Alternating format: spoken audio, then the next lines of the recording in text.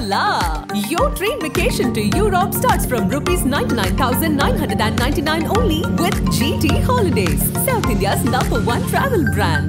தல்லாக்குளம் எலும்பு roast, market mutton நெஞ்சு chops, Simmakkal வெங்காய குடல், விளக்குத்தூண் ஜிகிர்தண்டான்னு மதுர உணவுகளை சாப்பிட பாண்டி பஜார் பசும்பொன் ரெஸ்டாரண்ட்டுக்கு வாங்க. நல்ல வெரைட்டியா ருசியா சாப்பிடலாம். என்டிஏ அலைன்ஸை நம்பி தான் திரு அண்ணாமலை இப்படியெல்லாம் வார்த்தை போர் நடத்த ஆரம்பிச்சிட்டாரு. 2 திராவிட கட்சிகளை ஒளி பண்றாரு, எடப்பாடியை டார்கெட் பண்றாரு, கடுமையான வார்த்தைகள் பேசுறாரு. இதெல்லாம் என்டிஏ அலைன்ஸ் அப்படியே இருக்குமா அல்லது புதுசா யாராவது வருவாங்களா? கண்டிப்பா இருக்கும். தேமுதிக அதிமுக காட்டி என்டிஏக்குள்ள வரதுக்கு வாய்ப்பு இருக்குது. கிருஷ்ணசாமி திமுகவிலே என்டிஏக்குள்ள வர வாய்ப்பு இருக்குது. எடப்பாடி ஓட் டிரான்ஸ்பரிங் கெப்பாசிட்டி இல்லாத, சீட் கன்வெர்ட்டிங் கெப்பாசிட்டி இல்லாத எடப்பாடி கூட யாரும் பல நிரூபிச்ச யாரும் கூட்டணிக்கு போறதுக்கு வாய்ப்பு இல்லை. கேபி முனுசாமி சொன்ன உண்மைதான். அவர் உழைச்சிருக்கிறாரு. அந்த 20 எடப்பாடி தான் சொந்தம். அந்த 20 10 புள்ளி கொடுத்த வன்னியர் ஆதரவு 20. நாடார் ஏரியால ஒண்ணும் இல்ல, முக்குளத்தூர் ஏரியால ஒண்ணும் இல்ல, கொங்கு வேளாளர் ஏரியால பலையனப்பட்டிருக்கிறாரு. பிராமணர்கள் பிறமொழியாளர் உள்ள மத்திய சென்னை தென் சென்னையில பலையனப்பட்டிருக்காரு. இந்த ஏரியாவில் அடிச்சு இருத்திரலான்னு அண்ணாமலை நம்புறாரு, டெல்லி பாஜக நம்புறாரு, அமித்ஷா நம்புறாரு. அவரை வீழ்த்துறதுதான் உங்களோட அசைன்மெண்ட் அண்ணாமலை சொல்லி விட்டு இருக்காரு. நீங்க இதெல்லாம் கேக்குறீங்கல்ல, நீங்க தான் டேட்டா கொடுத்தீங்களா? ஆமா, நான் தான் டேட்டா கொடுத்தேன். நாங்க 3ஆவது இடத்துல இருக்கோம் மதேஷ். சரி, 2வது இடத்துக்கு தான். 2வது இடத்துல இருக்கக்கூடிய எடப்பாடியை வீழ்த்தணும். ரன்னிங் ரேஸ் ஓடுறவங்க வரணும்னு நினைப்பாங்களா? இல்ல நான் மோடிக்கா சிந்திக்க கூடியவன். எனக்கு 2029 கன்னியாகுப்த பிராமின் தமிழ்நாட்டில் 30 சீட்டு ஜெயித்தது மாதிரி மோடி 2029 30 சீட்டு குறையாம ஜெயிக்கணும். அண்ணாமலை யாரை பிடிச்சி எப்படி தலைவரா வந்தாருன்னு நான் சொல்ல விரும்பலன்னு எடப்பாடி சொன்னாரு. அதற்கு இவர் எப்படி எல்லாம் வந்தாருன்னு சில வரலாறு சொல்றாரு. திடீர்னு ஒரு வார்த்தை சொல்றாரு, உங்ககிட்ட 2 மணிகள் இருக்காங்களே, தங்கமணி வேலுமணி, அவங்கள டெல்லி போன் அடிச்சு கேட்க சொல்லுங்கன்றாரு. அவங்க என்ன டெல்லிக்கு அடிக்கடி போன் பண்ணிருக்காங்களா என்ன? 2026 எடப்பாடி நம்பி ஜெயிக்க முடியாதுன்னு நினைக்கக்கூடிய இடத்துல உள்ள அதிமுகவினர் என்டிஏ பக்கம் வருவாங்க. அதே மாதிரி என்டிஏ நம்பி எந்த கட்சி அடிப்படையில் வராங்க? அவங்க எல்லாம் கட்சியா இல்ல அரசியல்ல தாங்க எம்எல்ஏ ஆகணும்னா என்டிஏ வேணும்னு வருவாங்க. உடையுன்றீங்களா அதிமுக? இன்னொன்னு கண்டிப்பா. கேபி முனுசாமி அவர்கள் இன்று காலை அண்ணாமலைக்கு பதில் கொடுக்கும் போது விரைவில் அண்ணாமலை பாஜக மாநில தலைவர் பொறுப்புல இருந்து நீக்கப்படுவார், கண்டிப்பா அதுக்கான வேலைகள் நடந்துட்டு இருக்குன்றெல்லாம் சொல்றாரு. இந்த செய்தியெல்லாம் எப்படி பார்க்குறீங்க? எடப்பாடி பழனிசாமி அதிமுக பொதுச்செயலாளர் நீக்கப்படுவாருன்னு ஓபிஎஸ் சொல்றாரு. அதுக்கு இதான் பதில். ஆதன் நேயர்களுக்கு வணக்கம். பல்வேறு துறைகளில் ஆக சிறந்த ஆளுமைகளை சந்தித்து நாம் நேர்காணல் எடுத்து வருகிறோம்.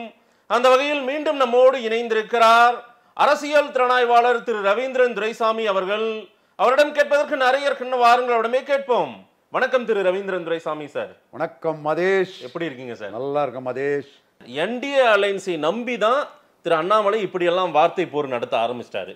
2 திராவிட கட்சிகளை ஒளி பண்றாரு, எடப்பாடியை டார்கெட் பண்றாரு, கடுமையான வார்த்தைகள் பேசுறாரு. இதெல்லாம் என்டிஏ அலைன்ஸ் அப்படியே இருக்குமா அல்லது புதுசா யாராவது வருவாங்களா? கண்டிப்பா இருக்கும். தேமுதிக அதிமுக காட்டி என்டிஏக்குள்ள வரதுக்கு வாய்ப்பு இருக்குது. கிருஷ்ணசாமி திமுகவிலே என்டிஏக்குள்ள வர வாய்ப்பு இருக்குது.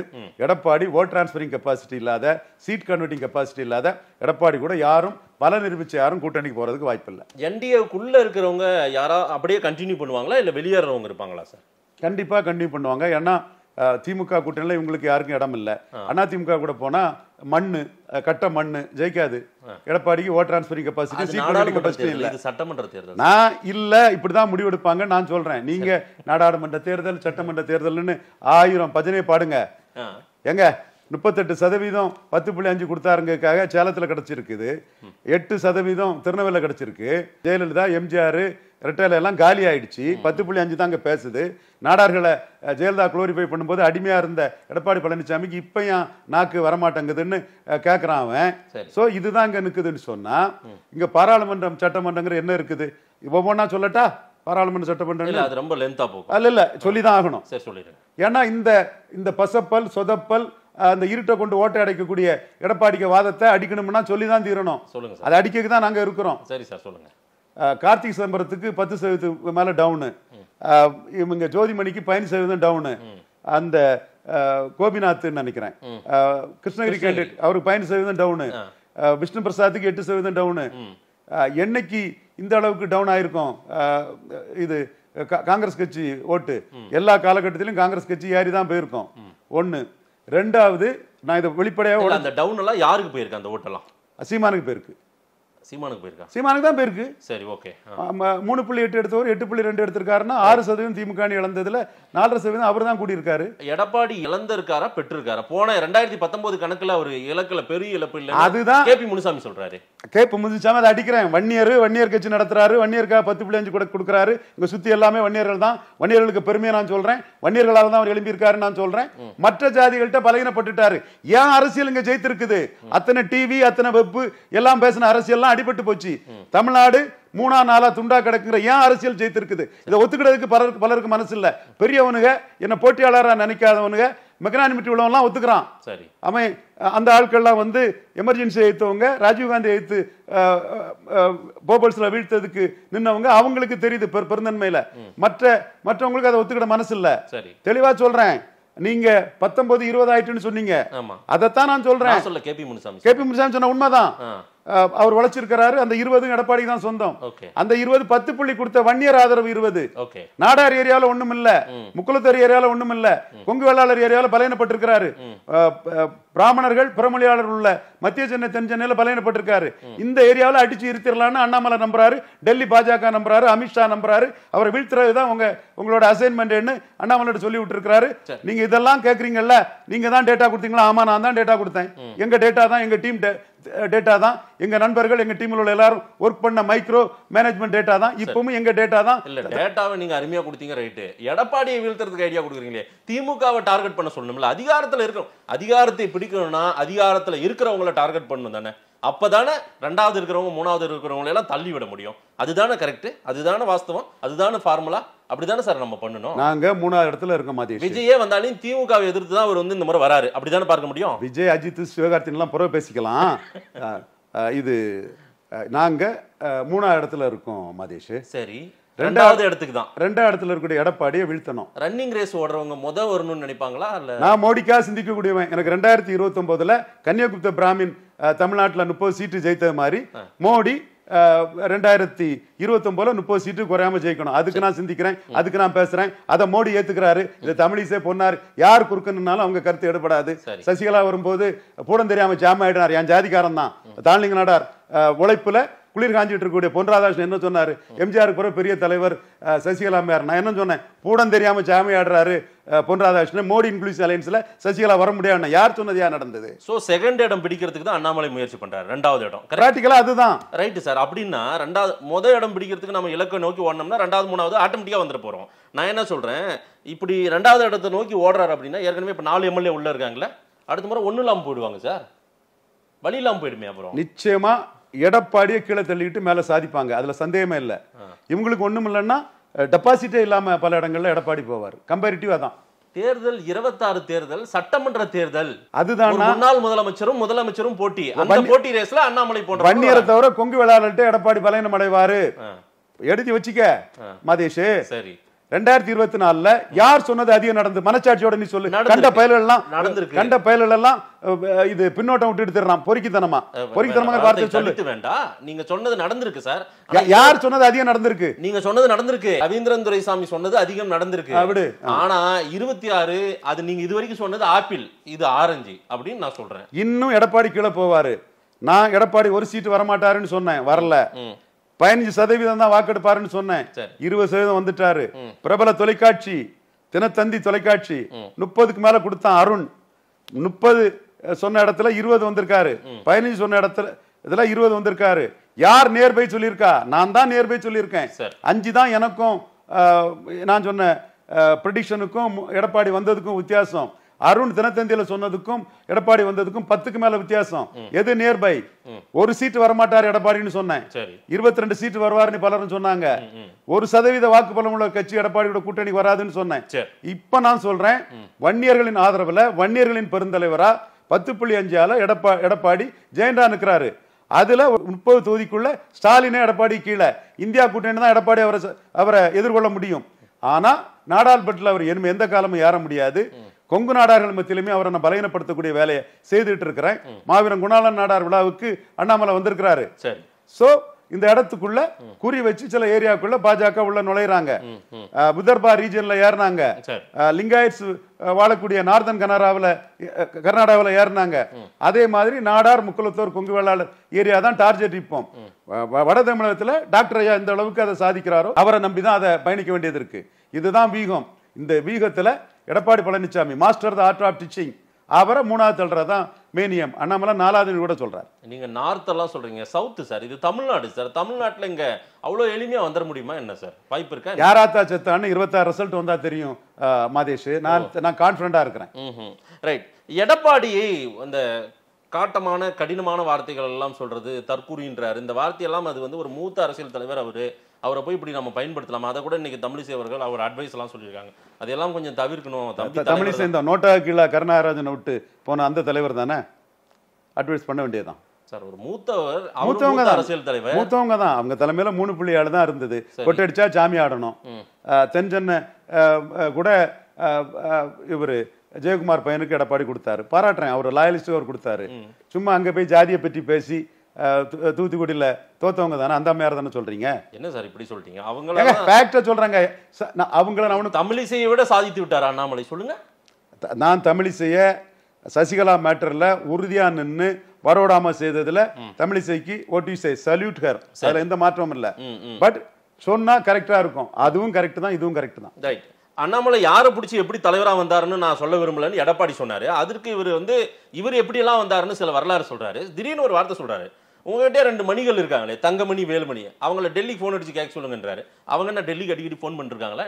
என்ன சொல்ல வர்றாரு அண்ணாமலை? இதுக்குள்ள நான் சொல்ற விஷயம் என்னன்னா, 2026ல எடப்பாடி நம்பி ஜெயிக்க முடியாதுன்னு நினைக்கக்கூடிய இடத்துல உள்ள அதிமுகவினர் என்டிஏ பக்கம் வருவாங்க. அதே மாதிரி என்டிஏ நம்பி எந்த கட்சி அடிப்படையில் வராங்க? அவங்கலாம் கட்சியா இல்ல அரசியல்ல தாங்க எம்எல்ஏ ஆகணும்னா என்டிஏ வேணும்னு வருவாங்க. உடையும்ன்றீங்களா அதிமுக? இன்னொன்னு கண்டிப்பா இனி உடையும். உடையவா இருக்கலாம், எக்ஸோடஸா இருக்கலாம். அதிமுகனா எடப்பாடி தான், அதை நான் மறுக்கல. அப்போ எக்ஸோடஸ் தான் எடுக்க முடியும். சரி. சாத்தியமற்ற விஷயங்களை சில விஷயங்கள் சொன்ன மாதிரி இருக்கு சார். ரொம்ப ஒரு இயர்லியர் கணக்காக எடுக்கிற மாதிரி தெரியுது. ரொம்ப சீக்கிரமா இந்த முடிவெல்லாம் அண்ணாமலை எடுக்கிற மாதிரி தெரியுதே சார். இதெல்லாம் எங்க 29ல மோடி ஜெயிக்கணுங்க. அதுக்கு ever lasting master art of teaching எடப்பாடியை 3வது தள்ளினா தாங்க முடியும். அதாங்க ஸ்ட்ராட்டஜி. அதை ஏத்துக்கிட்டாங்க.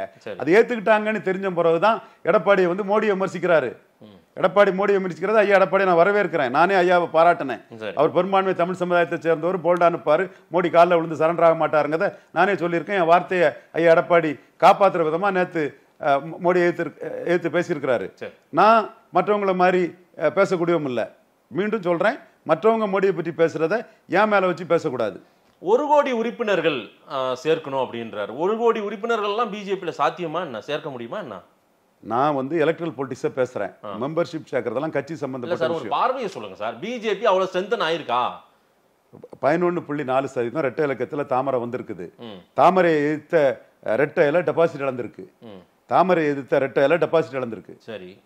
சோ இங்க உதயசூரியனுக்கு அடுத்தபடியா பொதுத்தள சின்னமா தாமரை வந்துட்டுங்கிறது தான் உண்மை. இல்ல 11 சம்திங் அந்த பெர்சன்டேஜ்ல எவ்வளவு பாமக ஓட்டு இருக்கு, மற்ற கட்சிகள் சின்ன சின்ன கட்சிகள் ஓட்டெல்லாம் இருக்குன்றதை நம்ம பார்க்கணும்ல. அந்த கணக்கீடெல்லாம் எடுத்து பார்த்தா பிஜேபியோட ஸ்ட்ரென்த் என்னன்றது நமக்கு தெரியும்ல தமிழ்நாட்டுல. கண்டிப்பா நான் அது மறுக்க வரல. அதே மாதிரி மற்ற கட்சிகளுக்குள்ளேயும் பாஜக ஓட்டு இருக்குது. நான் இன்னொன்னு சொல்றேன், ஓபிஎஸ் வச்சே சொல்றேன். ஓபிஎஸ் 5 சீட்டு நிற்கணும்னு டெல்லியில இருந்தே சொன்னாங்க. கடைசியில 1 சீட்டு தனி சிம்பல்ல நின்னாரு. அவர் தாமரையில் நின்று இருப்பாருன்னா ராமநாதபுரத்துல அவர் இதோட பெரிய அளவுக்கு போயிருப்பாரு. வின்னபிலிட்டி கூட வந்திருக்கலாம். காரணம் 2019ஆம் ஆண்டு எடுத்ததை விட திமுக அணி 6% வாக்கு இழக்குது. அதுல 4% சகோதரர் சீமானுக்கு தான் போயிருக்குது. கிறிஸ்டின் முஸ்லீம் ஓட்டு இல்ல, வேற ஓட்டு. அந்த இழக்கும் போது நவாஸ்கனி 6% கூட இழக்கணும். ஏன்னா 3 முஸ்லீம் லீக் கேண்டிடேட்டும் அடையாள அரசியல்ல 2021 தோத்து போறாங்க. அப்ப அடையாள அரசியல்ல முஸ்லீம் லீக் கேண்டிடேட் 2வது வாராரு. ஆனா அவரு முன்னோட 2% வாக்கு அதிகம் எடுத்துட்டாரு. காரணம் ஓபிஎஸ்ங்கிற அவர் ஒரு பெரிய தலைவர். அவர் தன்னோட ஐடென்டிட்டி அதிமுகங்கிறத விட்டுறக்கூடாதுங்கிறதுக்காக ஒரு தனி சின்னத்துல நிற்கிறாரு. அந்த தனி சின்னத்தை அதிமுக அடையாள சின்னமாட்டு பார்க்கல, முக்குளத்தோர் அடையாள சின்னமா பார்த்து சில குறிப்பிட்ட சமூக வாக்குகள் வரல. இதுதான் பார்லிமெண்ட் எலெக்ஷன் மாதிரி ஒண்ணு இங்க நடக்கலைங்கிறது நான் தெளிவா சொல்றேன். அதே மாதிரி இங்கேயும் வன்னியருக்கு 10.5 கொடுத்தாரியா, யாரியா கொடுத்தா நம்ம ஜாதிக்காக தான் கொடுத்தாருன்னு இன்னைக்கு KP முனிசாமி நிற்கிறது நியாயம். His true to his caste. C V Shanmugam நிற்கிறது நியாயம். His true to his caste. Semmalan நிற்கிறது நியாயம், அவர் ஜாதிக்கு உண்மையானவர். வீரமணி நிற்கிறது நியாயம், அவர் ஜாதிக்கு உண்மையானவர். அன்பழகன் நிற்கிறது நியாயம், அன்பழகன் சாதிச்சிருக்காரு. 23% வாக்குங்கிறது சாதாரண வாக்கு இல்ல. தர்மபுரியில அன்பழகன் 23% வாக்கு எடுத்து காட்டலன்னா சௌமியா அன்புமணி சகோதரி ஜெயித்திருப்பாங்க. ஸோ இந்த இடத்துக்குள்ள சம்பத்துனாலும் சரி, அருண்மொழி தேவர்னாலும் சரி, சுரத்தூர் ராஜேந்திரனாலும் சரி, ஹரினாலும் சரி, இன்னும் 10-15 பேர்னாலும் சரி, அது ஒரு வன்னியர் கட்சியாட்டே அங்கே நிற்குதுங்கிறது உண்மை. நான் வன்னியர்களை இதில் கௌரவப்படுத்தியே சொல்கிறேன்.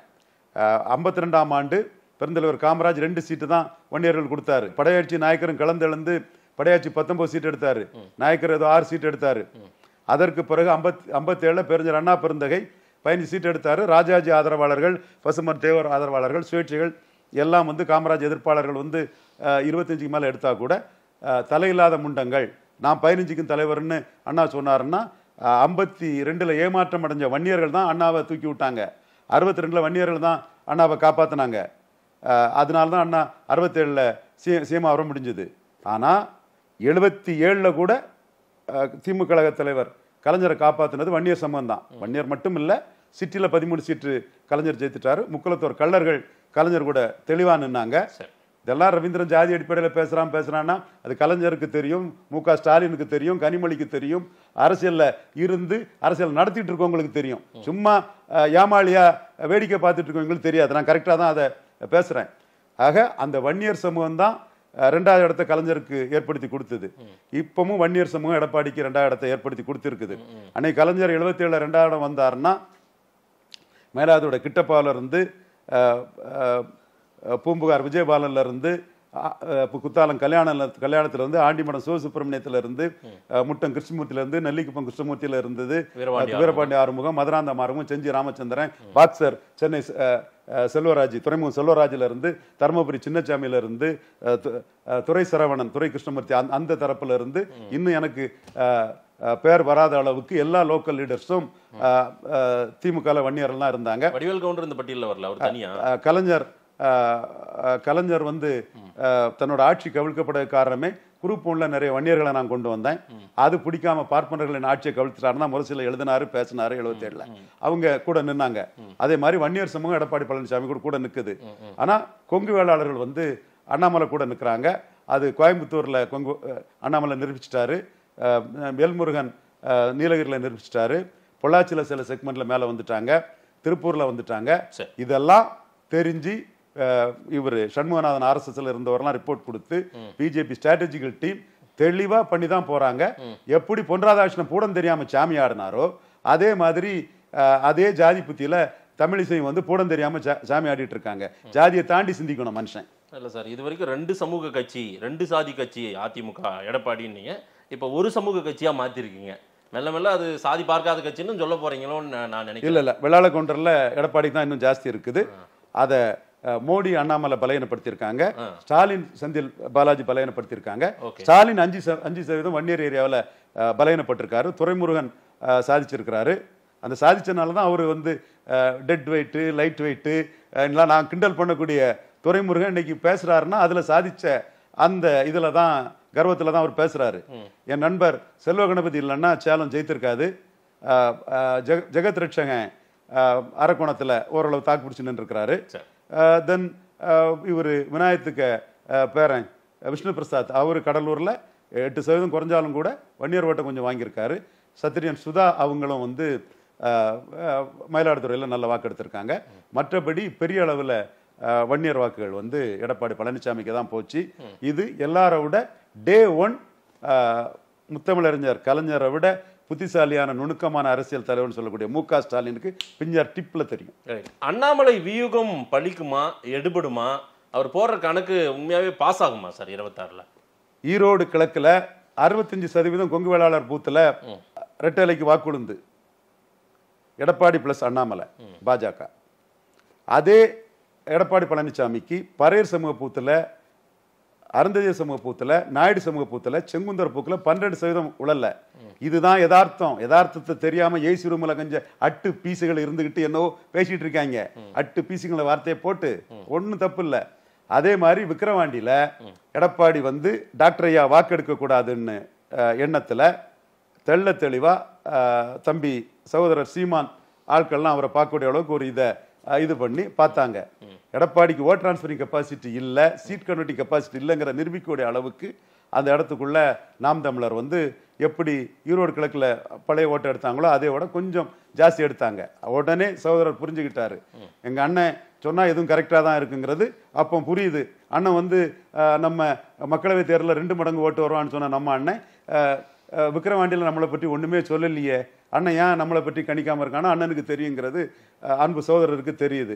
அது பிறகுதான் நீங்க கேசி பழனிசாமி வழக்கெல்லாம் தொடர்ந்திருக்கிறார, கேஸ் எல்லாம் கொடுத்திருக்கிறார, அந்த மேட்டர்லாம் வந்திருக்குது. அப்போ அவருக்கும் தெரியுது எடப்பாடியை நம்பி பிரயோஜனம் இல்லை, ஈர்ப்பு சக்தி ஏற்றவர், ஓட் டிரான்ஸ்பரிங் கெப்பாசிட்டி இல்லாதவர்னு.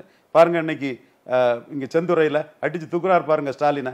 நான் சீஃப் மினிஸ்டரா வந்து தான் ஜாதிவாரி கணக்கெடுப்பு நடத்துவங்க, நான் சீஃப் மினிஸ்டர் ஆகி தான் இங்க வந்து வண்ணார் நாவிதர் குயவர் போன்ற சமூகங்கள் நலன் காப்பாற்றப்படும்னு போயர் ஒட்டரை கூட அவர் தெளிவா ஜாதி பேரை சொல்லி அவர் நிற்கிறாரு. நான் வந்து இந்த மக்களுக்கு செய்வேன், நீங்க ஜாதிவாரி கணக்கு எடுக்க மாட்டீங்கன்னு அடிக்கிறாரு. அது எடப்பாடியும் சேர்த்தான் அடிக்கிறாரு, திராவிடத்தையும் சேர்த்தான் அடிக்கிறாரு. ஸோ விக்கிரவாண்டி பாடத்துல அவர் வந்து நம்ம சொன்ன அந்த அந்த தன்மையோட தனிச்சே போகணுங்கிற முடிவுக்கு வந்துட்டாரு. வேற யார் எடப்பாடி கூட போறதுக்கு இருக்கா? சோ அண்ணாமலை வியூகம் பலிக்கும்ன்றீங்க. கண்டிப்பா பலிக்கும். KP முனுசாமி அவர்கள் இன்று காலை அண்ணாமலைக்கு பதில் கொடுக்கும் போது விரைவில் அண்ணாமலை பாஜக மாநில தலைவர் பொறுப்புல இருந்து நீக்கப்படுவார், கண்டிப்பா அதுக்கான வேலைகள் நடந்துட்டு இருக்குன்றெல்லாம் சொல்றாரு. இந்த செய்தியெல்லாம் எப்படி பார்க்குறீங்க? எடப்பாடி பழனிசாமி அதிமுக பொதுச்செயலாளர் நீக்கப்படுவாருன்னு OPS சொல்றாரு, அதுக்கு இதான் பதில். இதுல எங்க OPS கொண்டு வரீங்க நீங்க? அவர் சொல்றதுக்கு இதான் பதில். அது OPS இருக்கு. இன்னைக்கு தினமலர்ல பாத்தீங்களா OPS பதறிட்டு இருக்காரு, OPS கூட எல்லாம் புலம்புறாங்கன்னு பாத்தீங்களா இல்லையா நியூஸ்? இந்த கருத்தை தான் நீங்க எடுக்கணும். நீங்க OPSனா கொஞ்சம் உங்களுக்கு நக்கல் நையாண்டி இருக்குது. இல்ல சார், ஒரு முன்னாள் முதலமைச்சர் சார் இருக்கட்டுங்க. 33% 20 ஆனது OPS இழந்ததுதான் காரணம். OPS 1% கீழே போயிருக்கலாம், ஆனா 33 20 ஆனது OPS இழந்ததுதான் காரணம். பாஜக மோடி அமித்ஷா நிரூபிச்சிட்டாரு. Everlasting cunning Edappadi Palaniswami, master art of teaching Edappadi Palaniswami, அவரை மக்கள் சட்டமன்ற தேர்தலில் 3வது இடம் அனுப்பணும்னு இதை KP முனிசாமிக்கு என்னோட பதிலா சொல்லுங்க. இல்ல இது அண்ணாமலை முடிவு சார். மேல டெல்லியில ஏப்பா நீ இதெல்லாம் பண்ணாத, நாங்க சொல்ற மாதிரி நீ பண்ணுன்னு அண்ணாமலைக்கு டிக்டேட் பண்ண மாட்டாங்களோ? அப்படி நடந்துராது. எங்க டெல்லி முடிவே இதுதாங்க. ஏங்க எடப்பாடியே தமிழிசை முகம் வாடி இருந்தது மேடையில் அவங்க பேசும்போதெல்லாம். அவங்க தமிழிசை இன்னும் சில தலைவர்கள் நோட்டா தமிழிசையை தான் பேசி முடிச்சுட்டேன், அதே இழுக்காதீங்க. எடப்பாடியே போல்டா மோடியை எதிர்த்தாச்சு. அந்த ஆளுமை ஒரு காலத்துல நல்லா இருந்த இவரு KP முனிசாமிக்கு குறைஞ்சி போய் அவர் டல் அடிச்சு வயசானாலும் அவர் டல் அடிக்கிறாரோ என்னவோ தெரியல. எடப்பாடி ஸ்ட்ராங்கா மோடியை எதிர்த்தாச்சு. இல்ல சார், அண்ணாமலை சொல்லி இது நடக்குமா? என்ன டெல்லியில என்ன பொலிட் பியூரோ வந்து அவங்க தானே முடிவு பண்ணணும் இதெல்லாம். ஏங்க நாங்க தெளிவா சொல்றோம்லாங்க. டெல்லியில இல்லப்பா நான் சொல்றதை நீ பண்ணுப்பான்னு நட்டாவோ அமித்ஷாவோ மோடியோ அண்ணாமலைக்கு சொல்றாங்க. KP முனிசாமி பெரியாருக்கு பாரதனா வாங்கிட்டு வர தர சொல்லுங்க. அவரை சும்மா போட்டுக்கிட்டு பெரியாருக்கு பாரதனா சொல்லிட்டு பரையர் சமூக நிதியும் செங்குந்தர் சமூக நிதியும் சூறையாடலான்னு நினைக்கிறாரு. ஐயா முடியாதியா KP முனிசாமி ஐயா அவர்களே, நான் சொல்றேன்ல 3வது இடத்துக்கு எடப்பாடியை தள்ளுறதான் பாஜக டெல்லி பாஜக ஸ்ட்ராட்டஜி. நேற்றுக்கு அண்ணாமலை பேசின அத்தனை வார்த்தைகளும் அமித்ஷாவோட வார்த்தை மோடியோட வார்த்தைன்னு சொல்ல முடியுமா? கண்டிப்பா. அதுல சில விஷயங்கள்ல வந்து இப்ப டாக்டர் ராமதாஸ் என்கிட்ட சொல்லுவாரு, வாழப்பாடி ராமமூர்த்தியை அடிச்சிருங்க ரவீந்திரன் பாரு. எனக்கு வந்து அவரு டாக்டர் நீங்க ஏன் ஒரு நாடார செங்கல்பட்டுல கேண்டிடேட்டா போடுறீங்க, திருச்செந்தூர்ல வன்னியரை போடுவானான்னு கேட்டது எனக்கு தெரியும். இதான் சான்ஸ்னு நான் வச்சு அவரை இறுக்கி அடிச்சிருவேன். அவரு வந்து நாங்க 9 சீட்டு வாங்கியிருக்கோம், எங்கிட்ட இருந்த சீட்டுல 1 வந்து நாங்க தர்மமா கொடுத்த மாதிரி கொடுத்துருக்கோங்கிற அந்த பாணிக்கு நம்ம அவரை போட்டதும் அவருக்கு தெரியாது. ராமதாஸ் இந்த அறிக்கை விட்டாரா, அட்வொகேட் ரவீந்திர விட்டாரான்னு தெரியாது. உடனே கொதிப்பாரு, அது சில விஷயங்கள் நடக்கும். இப்போ எடப்பாடி வந்து மோடியை விமர்சனம் பண்ணதான் அண்ணாமலைக்கு பிரேக்கிங் பாயிண்ட் வச்சு நச்சுட்டாரு. இவர் இருட்டுல இருக்கிறாரு KP முனிசாமி, தமிழிசை யாரும் இருட்டுல தான் இருக்காங்க. அப்ப டார்கெட் எடப்பாடி பழனிசாமி, திமுக இல்ல. ரைட், திமுக டார்கெட்டா வச்சு தான் இவரை 3வது தள்ள முடியும். ரைட், பார்க்கலாம் சார். நிறைய விஷயங்கள் நீங்க சொல்லியிருக்கீங்க, மக்கள் என்ன சொல்றான்னு பார்க்கலாம். நேரம் கொடுத்து பேசியமைக்கு நன்றி திரு ரவீந்திரன் துரைசாமி. நன்றி மாதேஷ்.